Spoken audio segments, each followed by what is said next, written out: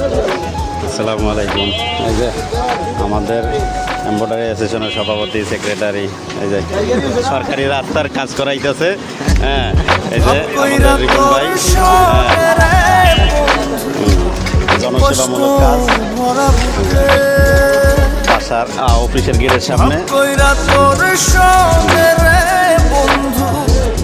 কষ্ট ভরা বুকে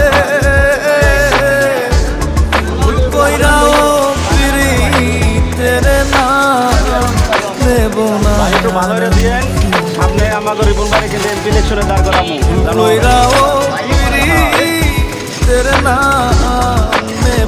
পানি টানি জমে না জানো তো।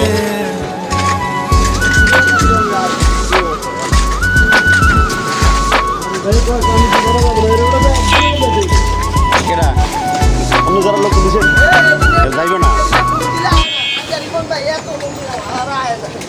আপনার যার কই আগের কথা